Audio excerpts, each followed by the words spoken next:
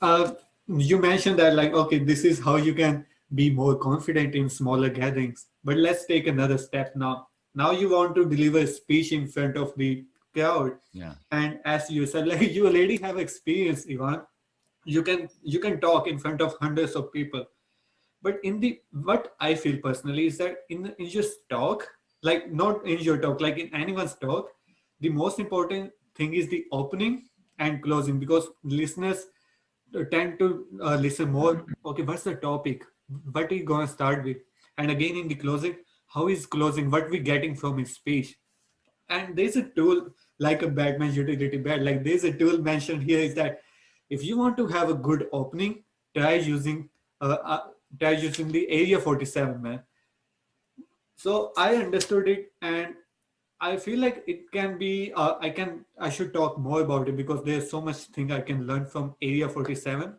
But if someone's come to you in very layman term, brother, how you would explain what is Area 47 and how you can implement it on your opening? Certainly, yeah, because it's a concept that might not seem. I remember I get challenged on it sometimes. Like, I don't know if that works. Yeah. So the whole idea is this: uncertainty equals interest. Ans- If I don't know where you're going with something, and I'm like, what? I thought you were going to talk about this. Why are you talking about that? Now I'm trying to figure out where you're going with this. That engages you. So that's the first thing. The other way you can explain it is when you're designing your opening presentation, people tell you, oh, say an interesting quote, use a statistic, tell a funny story. Yeah. But if you do, most of the time, you'll say your quote, you'll say your statistic, and the whole room's like, okay, like zero. How easy is it to be funny when you're nervous? It's impossible. Yeah. And anyone listening, if you've ever done a presentation and you try to tell your joke at the beginning or your funny story and you get this, It's not. or even worse, you get, it's brutal. So the Area 47 opening says this: start with something that seems unrelated to what your topic is, and after a few sentences, create that connection. And in the book, you'll notice in the book, there's links. I put in a bunch of examples because again, ideas are useless without tactics. So I give a lot of tactics. I give you different ways. And then I give a bunch of examples. It can be a question, a statement, or a story. But the idea is start with something unrelated that seems unrelated and then make the relationship. I'll give you an example, okay? I'll give you a couple of examples, okay? Yeah, I was working with a bunch of salespeople years ago, and everyone was coming up and doing a pitch.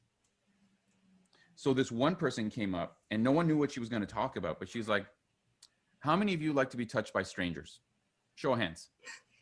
Right away. And right away, the whole room did what you did. A bunch of them kind of giggledy laugh. There's always one person who's like, hands up. Yeah.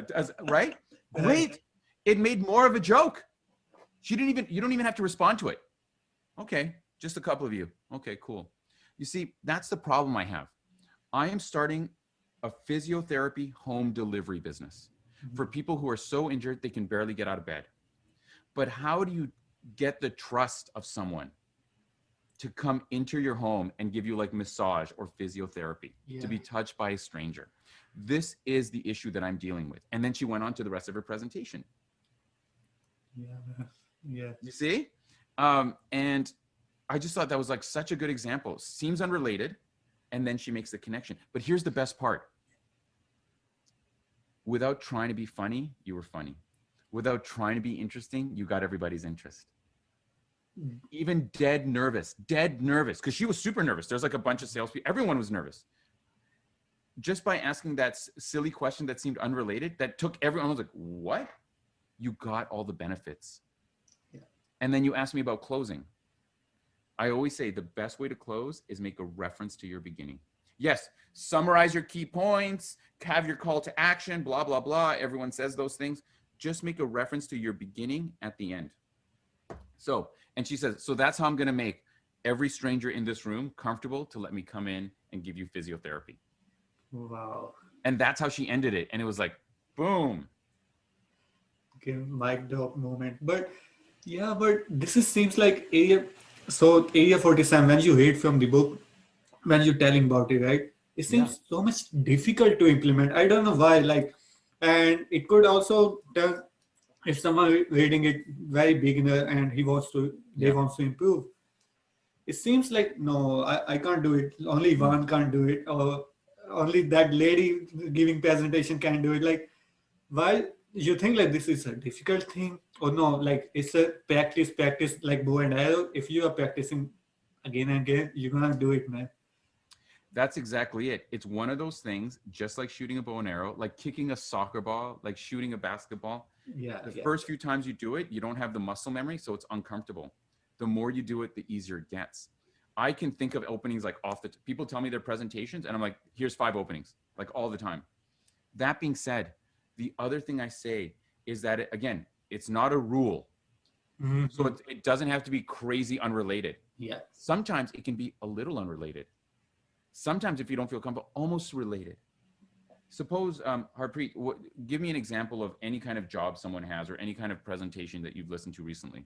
Let's say like someone is trying to get a job in IT sector, mobile application software. Mobile apps, okay? So let's say you're going to do a presentation about having in-app purchases. Yeah. In-app purchases, Mhm. right? And you instead of saying, hello, today my name's Yvonne, and I'd like to talk to you about some strategies of encouraging in-app purchases so that you can better monetize. Already you stopped listening to me. I saw it in your face. You were like, yeah, get to the actual information, right? Yeah. Right? So I could say this. How many people here use your thumb Okay. or use your thumb when you're on your phone? Right? How many people use this finger when you're on your phone? Maybe Oh, on the back. so and then like I said, so today I want to talk to you about some strategies how doing this can earn us some more money through in-app purchases, for example, right? I could have done another opening where I could have asked people, okay, how many of you can recite your credit card number by heart? Nobody, No. because it auto completes when you're I on the know. phone. Yeah. Yeah. So the secret to a good in-app purchase is making the autocomplete function available within your app. And I want to talk about that strategy and other strategies to help you increase the monetization in your apps. You see? Yeah. So You make a connection now. but neither of those are really crazy or outlandish, right? They're kind of like middle of the road, right? And I could also be like this. Hey, what's the weirdest thing you've ever bought? Think about it right now. Don't tell me. It's probably weird, right? Yeah. Think about something that you bought that you would be embarrassed if people thought about. And right now I can see it in your eyes. We're all like, uh-oh.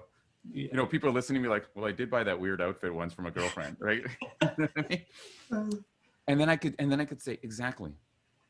We all make purchases that we want to be safe and private and secure. And one of the best ways to make sure that people buy things through our app is to make sure that they know that it is 100% secure through 2-factor authentication. Today, I want to talk about some other ideas to help us increase our in-app purchases. There you go. There's a bunch of them. For example, see what I'm saying?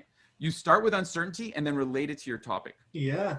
And like I mentioned, like this is one of those examples, like I feel like it can be really so much impactful in real life. You just get hold of it, man. And I'll tell people, listen, the next time you watch any movie, okay, watch how often they do this when characters have monologues. When there's like some really dramatic part, they'll be like, did you kill her or didn't you kill her? Do you know what I mean? Yeah. Or it's like, are you the one that robbed the millions or not? They'll always reply back with like, you ever gone fly fishing? And you're like, what? Why is And then they'll tell some story and then relate it to the question. And you're like, Yeah. that's so amazing. They do that all the time in movies and TV to keep you interested. engaged, man? Awesome, brother. So that's how you can do opening and closing. And again, like one of the tools you can use